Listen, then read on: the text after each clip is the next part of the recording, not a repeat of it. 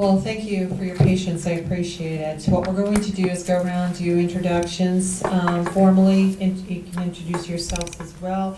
You'll have 60 minutes, first 30 for presentation, and then 30 for question and answer. If you can keep it to 30, that would be great, okay? You'll get your full 60 minutes after we do introductions. I'll announce the time, and we'll start, and it'll be 60 minutes from that time. Okay? Great, thank you. Thank you. So, Bill, you want to start? Sure. Bill Mosley, Director of Legal Services. I'm Mike Sloan. I'm Vice President of Risk and Compliance. Keith Brown, Joint Use Development Officer.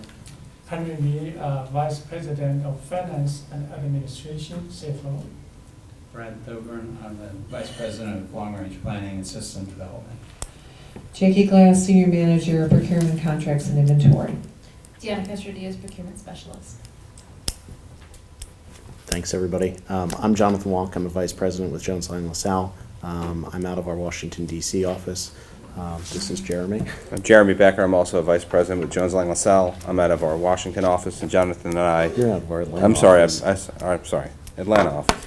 Jonathan and I both work in our Public Institutions Division. So as we'll get into a little bit more, we're somewhat Hang unique. on 1 second, I just want to make a note that it's 4:07 and you have 60 minutes. Okay, thank you. Thank you.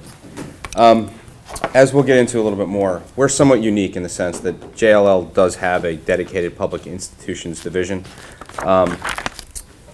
which means probably mostly first and foremost that we know how to work with the public sector. It is not, let's just say, a common endeavor. It is not like working with the private sector. We understand that the public sector has its own challenges, its own stakeholders, its own language. These are things that we understand immensely, and we're known, obviously, throughout the country for our Public Institutions Division. Internationally, we are considered one of the preeminent real estate companies in the world. I think we're number 2 in size, if I'm not mistaken. Yeah, depending on where you are. So. Exactly. We are in 70 countries. We have in excess of 50,000 employees. And closer to home in Florida here, we have 6 Yes. offices, 600 plus employees, and nationwide, I think we are considered one of the leading, if not the leading, offerer of real estate services to transit agencies. We have very significant ongoing relationships with some of the biggest and most well-respected, at least in terms of the way they do development, transit agencies in the country, be it the CTA, the MTA in New York, Port Authority in New York and New Jersey, or Metro, WMATA in DC. So we bring a lot of experience to the table. Our presentation today is pretty straightforward. Obviously, we're going to talk a little bit more about Jones Lang LaSalle. We're going to walk through our approach because I think we understand, I think, the general scope of services that you're looking to have performed, but I think part of it is also in any sort of arrangement, consulting arrangement like this, it's very important to make sure that we're on the same page in terms of what you're looking for and how we see that being most efficient. So it's all about getting to the end product which you're looking for and what's the most efficient way to get there. We'll talk a bit about our experience, our past performance with other similar engagements for other transit authorities, and also I can just talk about a ton of experience that we've got with this sort of strategic planning and development type of assignment, and then we'll open it up for questions. And what Jonathan mentioned, I think, is important to note, is that we do work. It's not just that we have worked. We continue to work with some of the largest transit systems in the country. Not to say they're all immense. We work with smaller ones as well. But that background is unique in this endeavor. Transit systems, we know, have special needs, unique missions, and we know that real estate, I don't want to say is ancillary to the mission, but we know your core focus is ridership, right? It's getting people from point A to point B. And how do we help in that core mission? How does the real estate piece play into that core mission? And candidly, how does it increase revenue and increase ridership at the same time? We have documented success with those goals in a lot of different transit systems. And I think one that we should probably bring up, and we'll get into a little bit more too, we literally in the past 2-3 months now have been awarded a contract with MBTA, so the T up in Boston. We basically now run their entire real estate portfolio. Right, so it's everything from portfolio management through excess property solicitation, through everything else. So we are actively growing our portfolio of agencies which we represent. I think it's also important to note, not here with us is Calvin Gladney, Mosaic Urban Partners. Calvin and Jones Lang LaSalle, we go back a long time. We've worked a ton. Originally, Calvin was with the Anacostia Waterfront Corporation. We did a lot of their consulting work in Washington, D.C. Calvin also has worked, he was staff augmentation at Metro while we were doing a number of the assignments, which we'll talk about later. And Calvin and JLL, we go back and we've worked together on a ton of different projects. He couldn't be here today, along with a number of the other members of our team. We're a little bit short-staffed, but I wanted to mention that, obviously we have the highest respect for Calvin's abilities. I think he's very much a thought leader nationwide in terms of transit-oriented development and placemaking. And I think that also we have a great working relationship with him. We've worked with him together on a number of assignments for a number of different clients.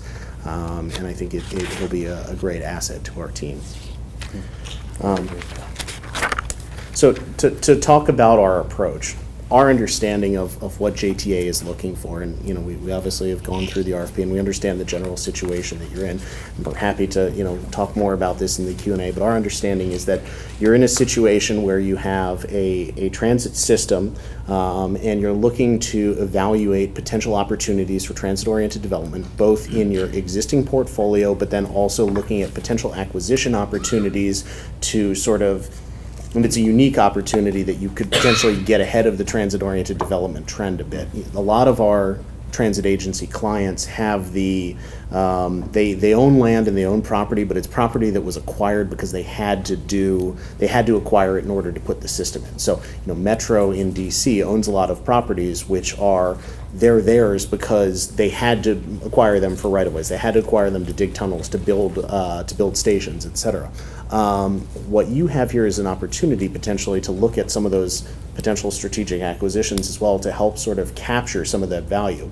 One of the things that we've done for Metro, which was as the Silver Line happens, going out to Dulles Airport in DC, we actually looked at how can they claw back. Obviously, all the land that it's going through, all the value that's being created with the arrival of transit is going through private property. And it's something where Metro, we actually helped them develop a methodology which was sort of scientific and defensible. And somebody at Brookings, who's a professor at the University of Michigan as well, actually wanted us to come and speak about how we were doing it. But then the Metro board shut it down because there was a lot of pushback from the landowners as to what they were going to try to do. They were going to try to go in and actually claw back some of the value out of those landowners around them for directly connecting into the station. So they're trying to do it on the back end.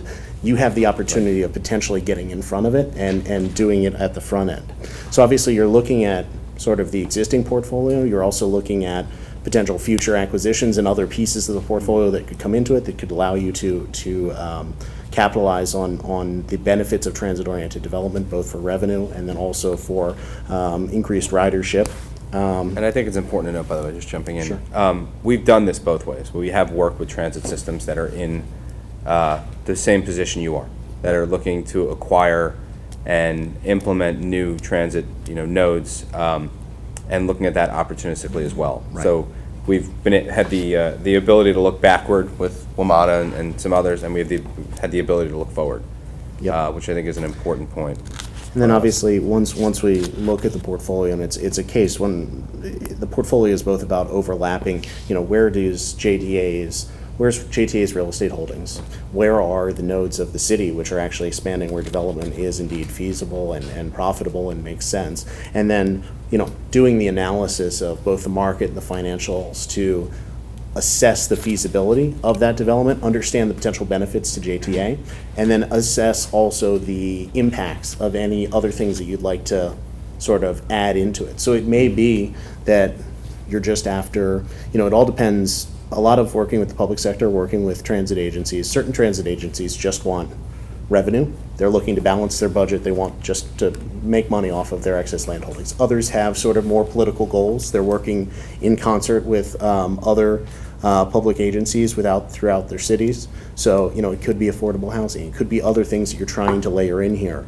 And the key to the financial analysis is understanding not only just what is what is the sort of necessary and sort of the baseline scenario of this is what it looks like without any of these goals layered in, but then sort of doing some scenario analysis and understanding exactly what the differential is between these different types of political and other goals that you try to fulfill. And so what are the costs, what are the benefits, and how does that actually balance out? And then obviously looking forward, once you bring all of that together into a strategic plan, understanding obviously how that makes sense and what makes sense in a strategy overarching the entire portfolio, which areas make sense when to look to solicit developers and bring on partners. It may be that there are opportunities that are very much in the short term, and then there are more that are sort of in the long range that potentially have, that opportunity is 5 to 10 years out, but you need to start laying the groundwork now. And then obviously we have a stellar reputation in terms of helping public agencies negotiate public-private partnerships for real estate development. I think that I would put our reputation in that up against anyone's. We have helped cities across the country with some of their most complicated and difficult and most multi-layered and complicated transactions, all the way to the simplest. So anything from the World Trade Center, which my boss Tim, who's not here today, he unfortunately couldn't make it. He was the lead negotiator for the Port Authority on the entire development agreement for the World Trade Center in New York, including the transit station, et cetera, going all the way to something that's just a single, transit-oriented development, multifamily type of project that's, not more than 100 units, but sort of anything in between. We have a demonstrated success story with that. So, and we can obviously talk much more about those examples, about how we've done that for a lot of different people. So as I said, our approach is sort of in these sort of 4.5 stages. It's a 2-phase portfolio analysis, and we detail it pretty clearly in these slides here with the, it's on slide 4 through sort of, 8. Talking about looking at, obviously, reviewing the existing portfolio, understanding those opportunities that may exist for development within that portfolio, ranking and sort of prioritizing from an immediate perspective. What are the areas that are really hot and what makes sense right now and what may make more sense in the future. And then obviously looking at acquisition opportunities. That's the interesting wrinkle here, wherein you have potentially the opportunity to those development opportunities through strategic acquisitions. And it may be the case that a piece of property doesn't really work for transit-oriented development without some sort of acquisition or joint venture or something wherein, there's a private party that is, or another government agency, some sort of swap that occurs to actually make a contiguous parcel that actually makes sense logically for transit-oriented development. And obviously we develop an evaluation system by which you can look at each of these sort of potential areas of interest, and then looking at the potential acquisition opportunities and what does each of these areas actually unlock in terms of benefit to JTA. And that segues right into the financial analysis. Obviously, this is something which is very much the key of a lot of the work that we do for transit agencies, is really understanding development economics, understanding what makes a developer tick. We basically play developer for you and understand, what are the drivers that make development and transit-oriented development feasible? What is a developer going to think about different areas? What is a developer going to think about if it's 1 acre versus 1.5 acres or something like that, or if the site is this particular layout, or if these requirements are imposed upon it? What actually makes it the most marketable? And obviously presenting those in terms of quantitative numerical analysis to you. Next stage is obviously once that information has been synthesized into sort of a strategic plan, helping you take those opportunities as needed out to the market and bringing on developers through development of RFPs, RFQs, different solicitation documents to bring in developer interest and also make sure that what is being communicated to the development community, there's nothing worse than an RFP that goes out that isn't what JTA actually wants. If I'm a developer and I'm standing on the other side, the last thing I want to do, I'm already a little bit hesitant potentially about doing business with the public sector. The key is to really ensure that, one, that opportunity is exactly as it is described and that every single bid is fleshed out. You know, we have a client in the state of Virginia, their Department of Transportation has a public-private partnerships office who delivers privatized infrastructure. And I'm working with them right now on an air rights transaction, potentially in Northern Virginia. It would be their it's their first real estate transaction, and secondly, it would be the first real estate air rights transaction in the state of Virginia. A lot of what we are doing for them is ensuring that they are taken seriously by the development community. And because it's something where putting out an opportunity that's half-baked, especially for something as complicated as air rights over an active interstate, that's just a no-no. And obviously with transit-oriented development, when you're adjacent to active transit corridors, it's very important that all of the parameters are very clearly and obviously communicated to the developers so that they can actually make an appropriate bid. Putting out a half-baked bid is actually detrimental to the value that can be achieved by JTA because developers price that risk. And I will add, by the way, just Sure. having a JLL tag on that, because we've done it for so long, the development community knows us. They know our work with the public sector. They understand that the procurements we help craft, that they are generally, if not almost universally, exactly what they say they are. And it's an important distinction and it's an important point because the development community trusts our reputation. They trust the people at JLL because they know us and we've done it for that long. Yep, and that's true all across the country. Right. And secondly to that is the idea of marketing. We talked about developers that may be a little bit hesitant about doing deals with the public sector. Part of what we can help do, we know a massive amount of developers that we've done deals with that are public-private transactions all across the country. So we have a massive database of people that are the right developers. It's great. There may be somebody that's absolutely right for a particular deal.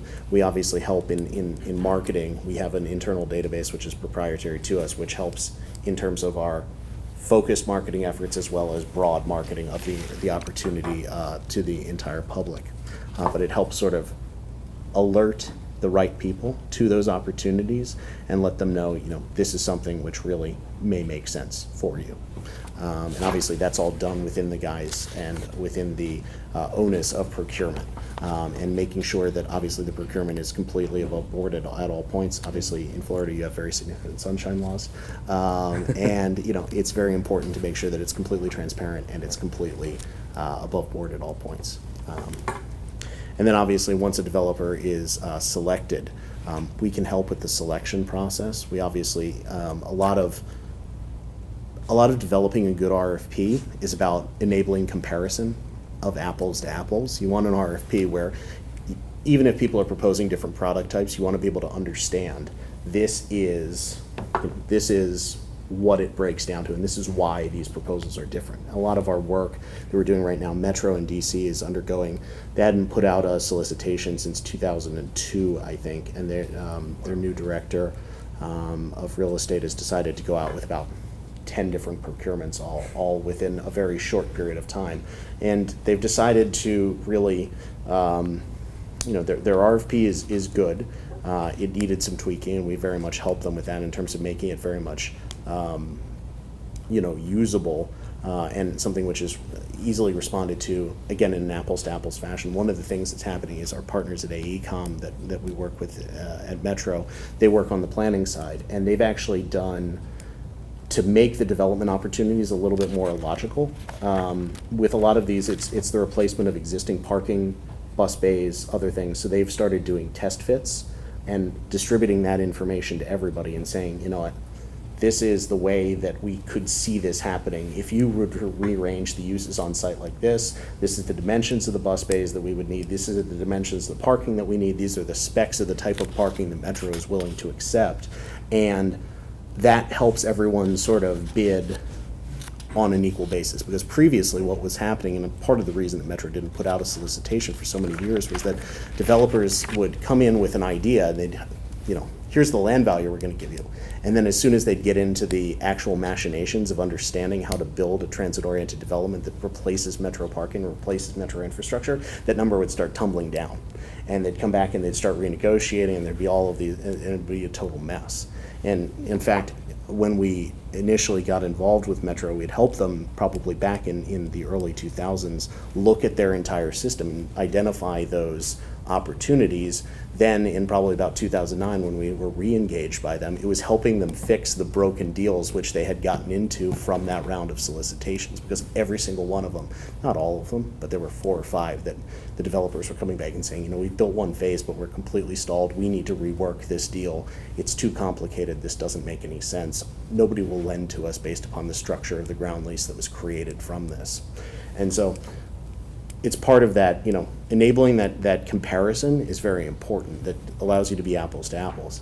And then obviously moving forward into the negotiation. It's about simplicity, it's about transparency, and it's about something which is, you know, workable for developers. We understand, as we've seen the broken ones, so we understand what doesn't work. You can't necessarily have a ground lease with, you know, resets every 10 years that are, you know, looking at, and then, you know, 4 different types of waterfall, because frankly, someone at a bank is going to say, I don't understand this. I don't even want to deal with this. So it needs to be, you need to set up a system by which you can work with developers if you're looking at a ground lease on a very consistent basis, but also one that's workable for each individual deal. We have a great understanding of that, and we help you obviously bring that expertise to bear. So I've been talking for a while. I'm going to take a break and let Jeremy talk a little bit more about.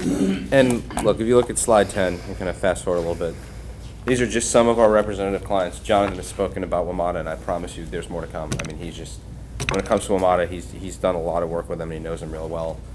We've been working with CTA, and you have an example of our work product with CTA, because we wanted to show you some of what our transit clients receive. You have a 2013, I think, annual report for the CTA contract that we've had since 2008, I believe. And when we got into CTA, and this is not a knock against them in any way, shape, or form, but you know, they were not in the best of places relative to their real estate. And some of our colleagues in Chicago won this contract, and there was a quick determination as to certain things that needed to be done somewhat immediately. I mean, there are stories where literally rent checks were in desks from employees who had passed away. They were cleaning out their desks, and they found rent checks from like 5 years prior. So part of what we just determined needed to be done quickly, obviously, was streamline the retail concessions process, make sure rents were getting paid, make sure they were being collected, make sure the leases were current, because a lot of them were on month-to-month rather than where they should be on signed leases, and they were kind of in holdover. And then, you know, looking forward, we determined what other non-fare box revenue is there out there, right? So that means concessions pieces, right? Where do the Coke machines go? Where do the ATMs go? Looking at the parking contract, how is the parking being administered? And is it being administered the most efficient way? Is the contract the most favorable structure for CTA? And we help them restructure and oversee all of their parking. And what you kind of quickly see is that over a 5 to 6 year period, again, small things that we look at, you know, and by the way, TOD was a part of this, and I'll get to that, but you know, ATM placement, right? Revenue nearly doubles in 5 years from 2008 to 2013. Real estate, just leases, right? Retail leases, revenue up at least between 25 and 30% over 5 years. Park and ride revenue up well over 33, 34% over 5 years. Land sales, right, which again, CTA was sitting on some land that they didn't need. Land sales generate in excess of $7 million, and that's a pretty conservative estimate because 2013 was a good year, so that's not even in there. 2014, there's more out there. But on the TOD piece, you know, there was opportunity, and we saw it, and our colleagues determined that they were going to go after it, so that means CTA was in a little bit of a different position, right? They had acquired certain like pieces of lands, like they had like, literally land that they owned what went through the land, but they didn't own what was on either side.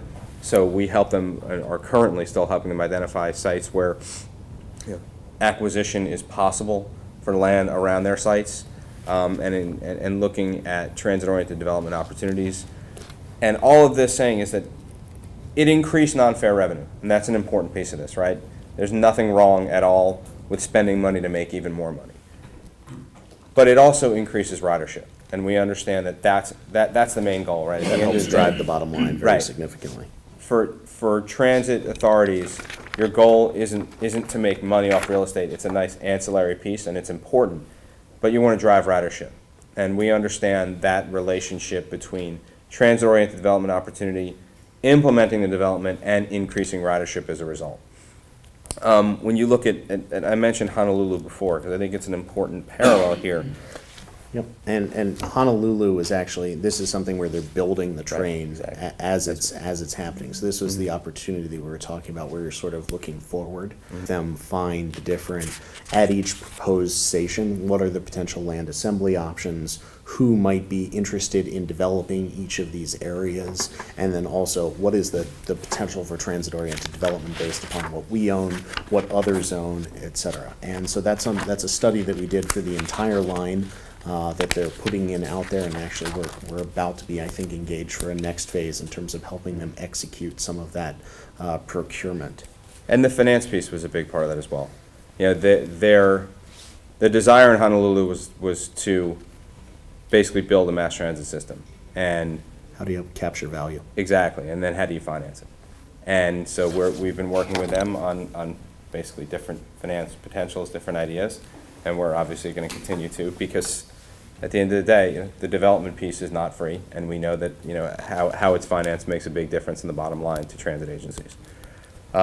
I won't bore you too much more with Metro, but as I mentioned, in 2004, our firm was engaged to do a very similar study to what was actually scoped here. And we looked at every piece of the Metro system and tried to identify transit-oriented development nodes that would be logical in the coming years. There had been a number of one-off solicitations of different areas before that.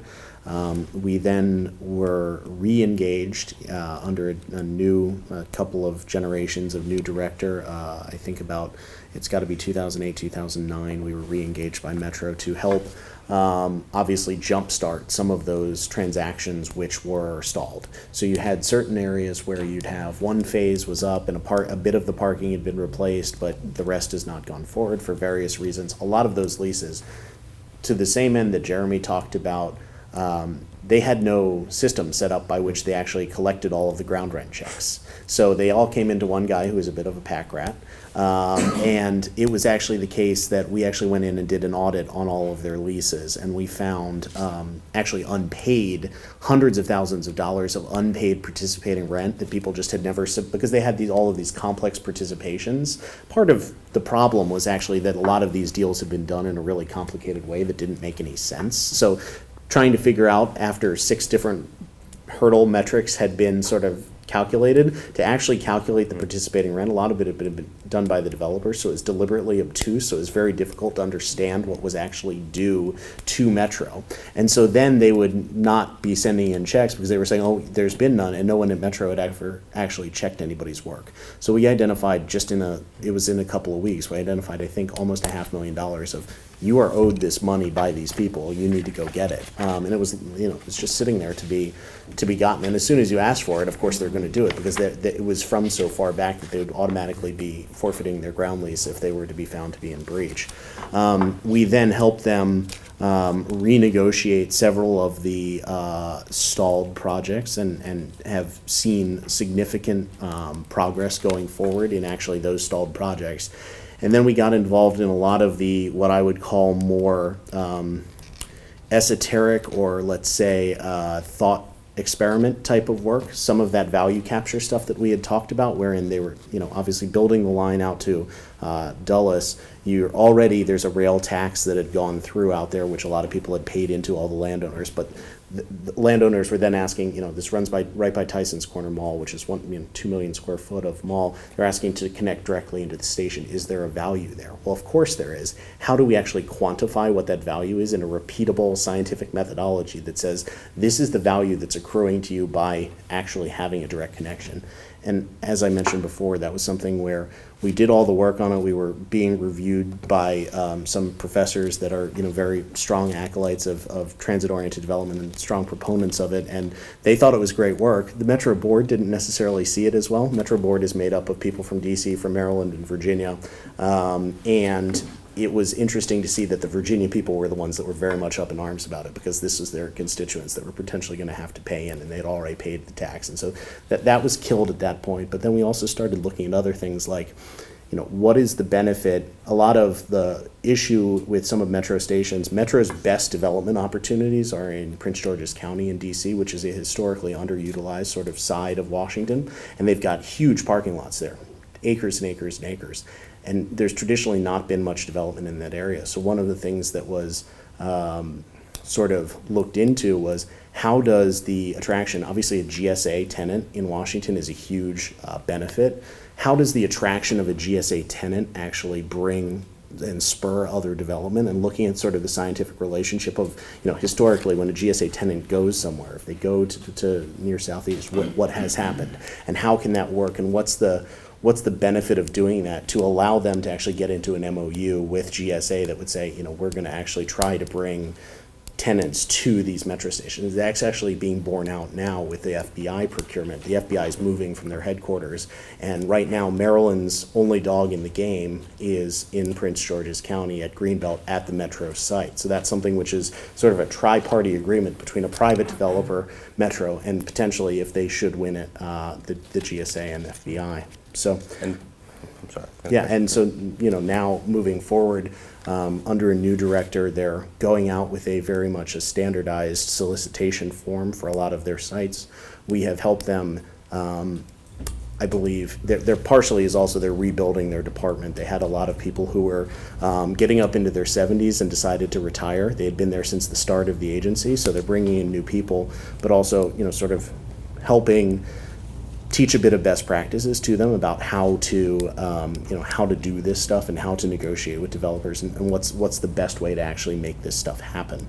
To that end, their new solicitation has been one that we've helped them craft at every point, but we've let them do it because that's the way they want it to be done. So we're providing input sort of behind the scenes, and then obviously as things come in, we're helping them evaluate. We're running all the financial analysis on whether or not the assumptions are correct, whether or not these developers are actually giving them the land value that they should be getting.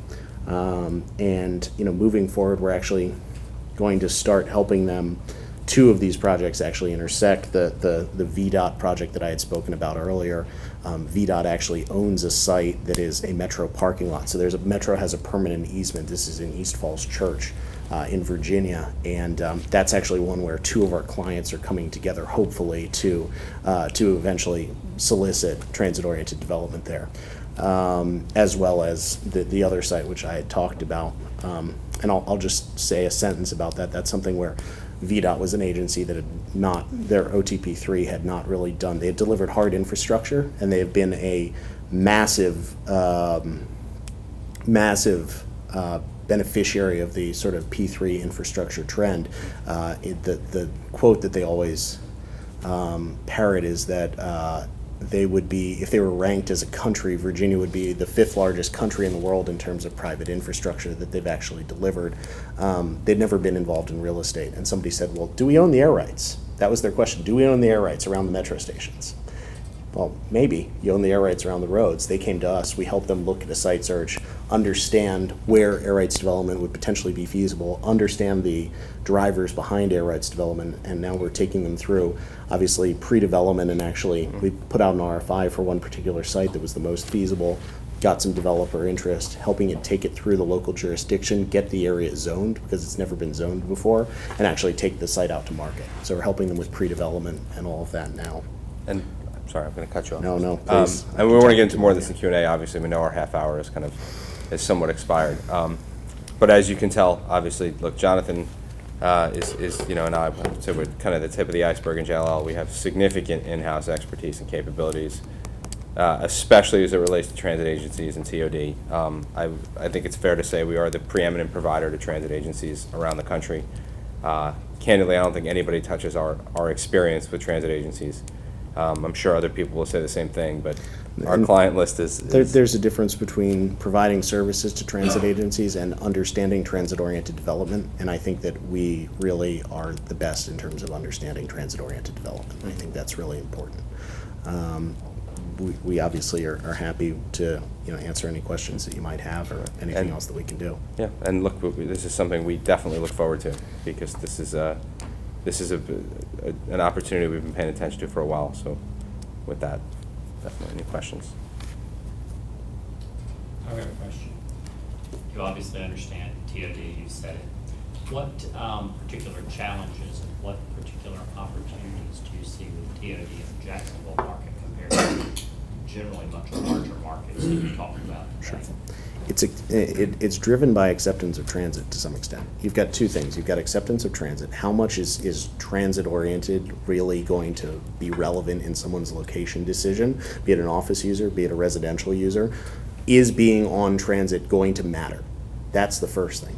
And I can't answer that question exactly. The other question is also scarcity of land. And, is it a question where there's millions of potential opportunities and the transit-oriented opportunity is in a worse location, even though it's on transit, than another opportunity? Is it that, people want to be developing in a certain area and that's nowhere near where the transit is? Transit is not necessarily always going to make up that gap. Some of what makes up that sort of gap between areas is how much does transit actually count towards someone's location decision. So I think those are sort of some of the important drivers. It's obviously you guys don't have the hugest system in the world, but at the same time, it's something which obviously younger generations are switching more and more to a more transit-oriented lifestyle, and it's something that, being ahead of that trend and being able to capitalize upon that is incredibly lucrative for both developers and indeed for transit agencies. So I think it's important to sort of be able to identify realistically where you should focus your efforts. And which ones make sense now, and then which ones may make sense in the future as things take off a bit more.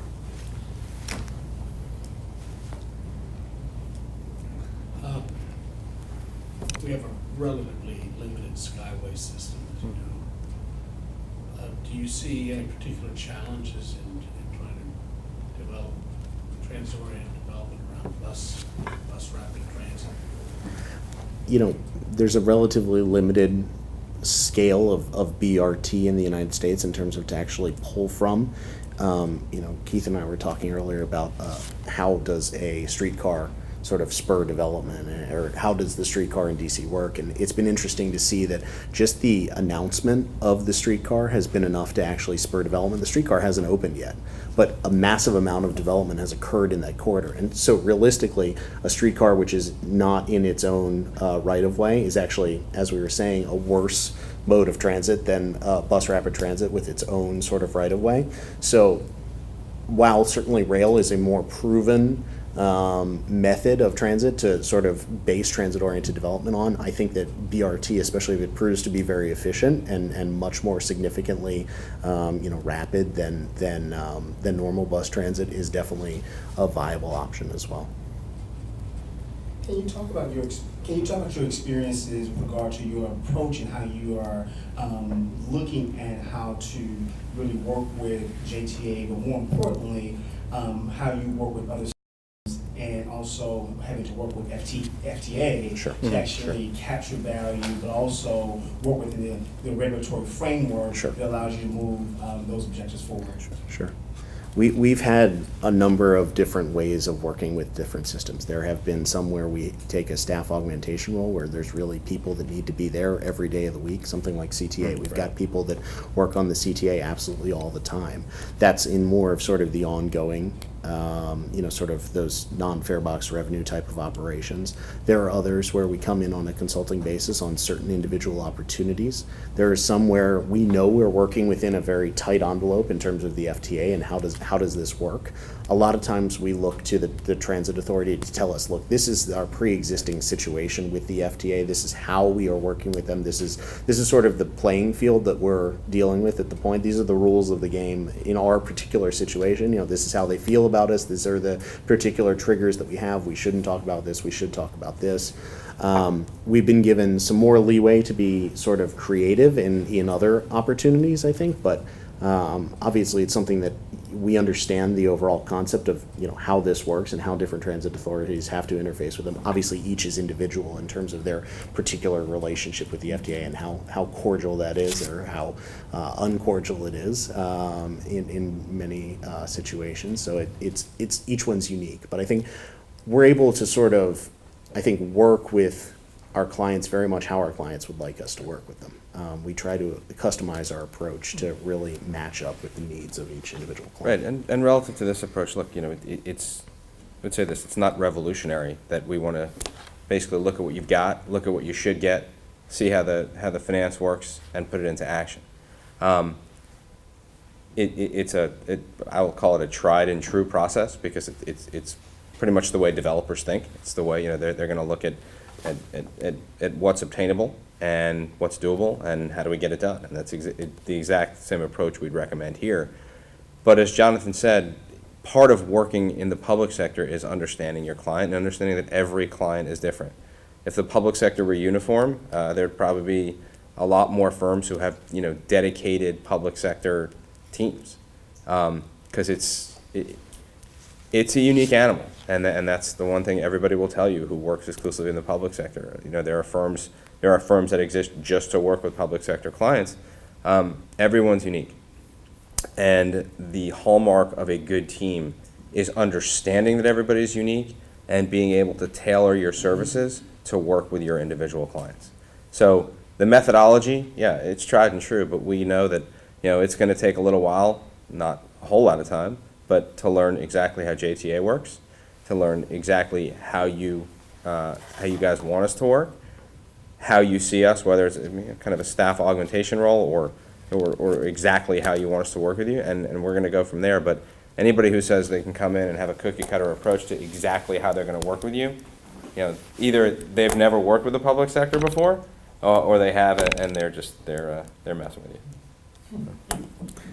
And I think that I noticed in the RFP that one of the things that was potential, there were two things that were potentially unique. One was you were talking potentially about some aspect of helping you understand your human resources in the real estate area, and how does that match up? How do you build a real estate department out to help sort of further this? And I think that that's an important question, but I think it's also one that you have to understand your strategy first, and then you build your department and you tailor your department so as to meet that strategy and how to effectively manage that strategy. And do you have transactional people, or do you have sort of ongoing sort of asset management oversight type of people, or do you have people that are realistically more of a consulting role? How does that work, and how does that balance out? I think is very important. We've seen it done a number of different ways, as we said. At Metro, we've seen them go through a number of different directors. They've had different people in different roles at different times, and it's very important to sort of understand. Again, it's about understanding what's the end goal and how to best get there from here.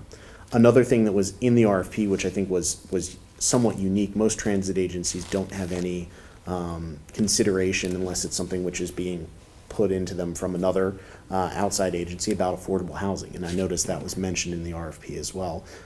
In addition to our transit experience, we've helped a number of cities with mixed income housing developments, specifically in Washington, D.C. We did a lot of work with their New Communities Initiative, which was taking down old housing projects, densification, and then adding density, replacing all of the units, and actually sort of creating a mixed income community where once was just a low income housing community. So we understand tax credits, we understand the financing and how that all works, and we've advised on these sorts of projects before. So it's not just pure market-based TOD that we understand, but we also have a really good background in affordable and tax credit housing. I'll ask a final question. Sure. You covered all of the scope nicely, and it does have a lot of different elements to it. We go from planning and sort of the prioritization to the market, marketing and developing RFP and negotiating deals. Where do you see JLL bringing the most value in the process to us? Sure. I think there's a couple of places.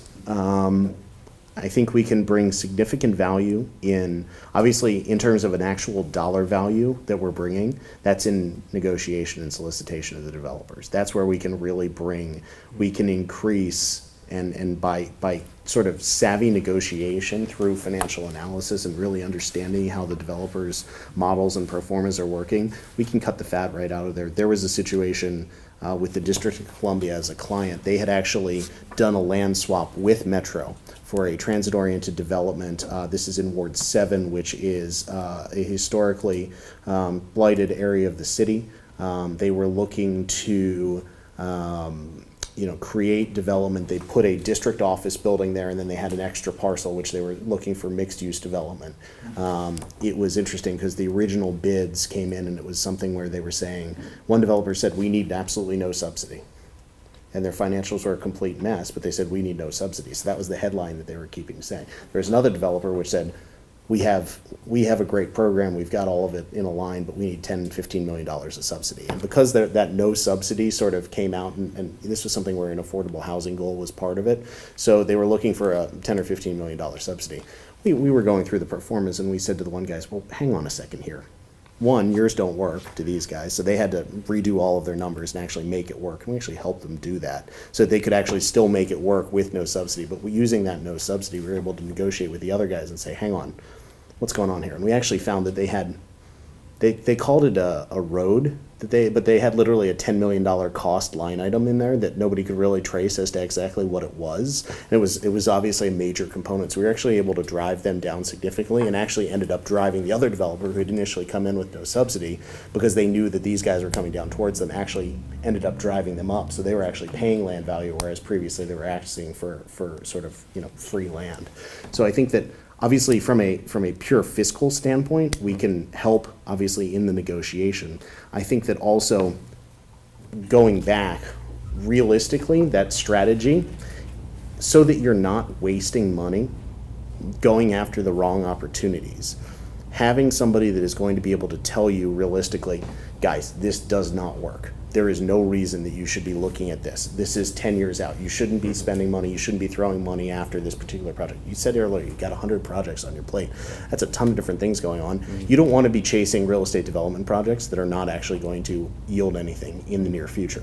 So having that strategic analysis up front, which it realistically says, this is where things are going to be worthwhile. This is where it's worthwhile to focus your efforts. This is where you're going to get bang for your buck in terms of actually focusing your efforts. I think that's another area where it can really add some value. And piggybacking on that, we can add value because we've learned from other systems' mistakes.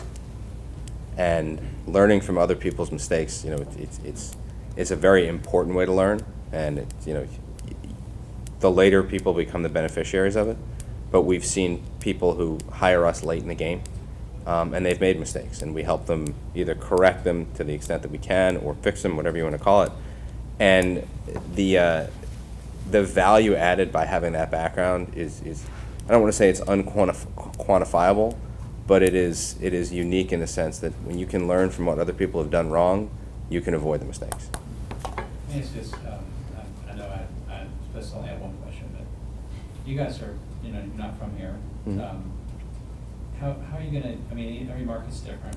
How are you gonna deal with the fact that, for a unique market, you're not present here? And how do you deal with that, the fact that you're outside of the area?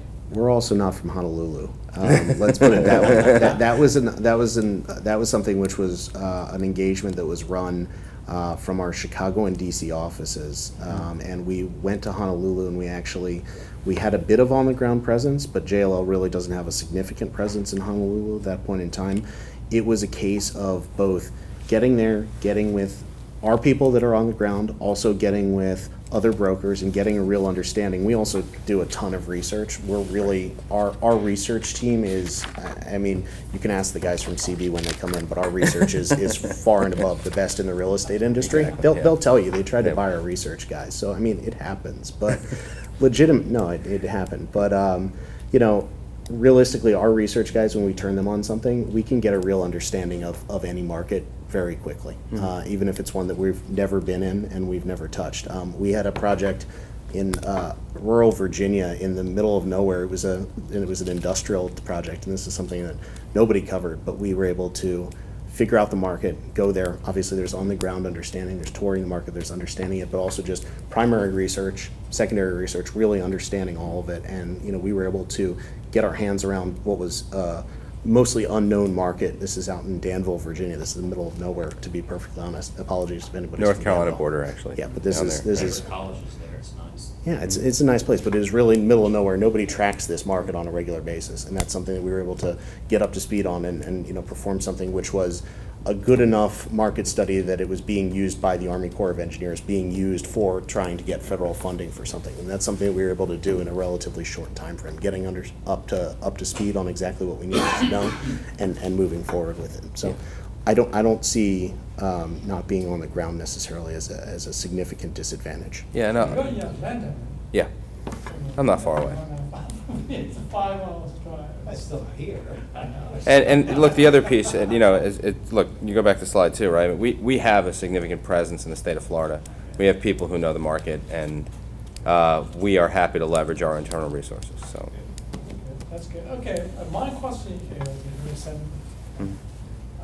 Within 1 minute, if you can tell us why you are the best. We I get 2 think minutes, it's- we get a minute each? Okay. All right, start the clock, because we have past performance, which is directly relevant. We've done the scope of work that you're asking. We've seen how other people have made mistakes, and we can help you leverage our understanding to make sure that you don't make those mistakes so that you're the most efficient in what you're trying to do and actually realizing your goals. That was like 20 seconds, so he's got Okay, so I got 30 40. more. No, and you're talking to a guy who's newer to the firm, so that may give you a good different view. I'll start with background. It's obvious, like our transit agency experience is second to none, truly. And then I'll focus in on the public sector piece, because that to me is the synthesis of those two is incredibly important. Knowing how to work with the public sector and understanding the different drivers that are different from the private sector, nobody comes close to us. And you kind of couple that and marry that with the internal resources that we're able to leverage within JLL. We are able to work with our private sector folks, people who work with developers, people who work exclusively with the private sector, and we're able to bring the information and the practices into the public sector. And when you combine those three things, to me, it's the reason I came here. It's the reason I work here, because that is exactly what the value delivered to the public sector. Thank you. Sure. That's it? Okay. Are there any other questions? For us. Yeah, do you- Any question to ask? What's your time frame? For which piece? 5 more Decision. minutes. Decision? Okay, this Yeah. goes to decision, at the end of today, we'll score. It goes to PRC, our purchasing review committee on Monday, and then it'll go to board for approval on August 28th. So we'll issue a notice of intent to award after PRC on Monday. Got it. About 2.5 hours. What's your most pressing project? The one that is sort of, that you really want to get your arms around first? I have 20 of them. Okay. And they're all equally pressing, or do you have one that really comes to the top that says? Tell us, right? Okay, well, that's true, but I'm just saying, is there one that immediately say, is it sort of, is there one that is got a particular emphasis on Probably it? 3 or 4 that sort of rise to the top. Okay.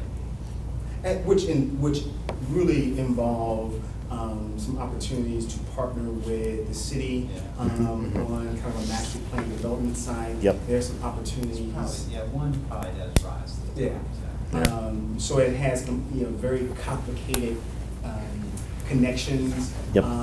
with city, FTA, and all other types of scenarios. Mhm. We have other opportunities that involve kind of BRT and a senior housing developer who's interested in an opportunity. We have other Sure. opportunities that really take into account the addition of mobility options outside of just respective land sales or Sure. land development. Sure. So taking into account bike sharing systems, car sharing, all those sorts of things. Got it, so those things fall under your onus as well? Yes. Okay, got it. That's interesting. Any other questions? We still are within the code of silence, so any questions you would have before you actually hear from procurement, if you would direct to procurement. Of course. Absolutely. Thank you. All right. Thank you. All right, thank you.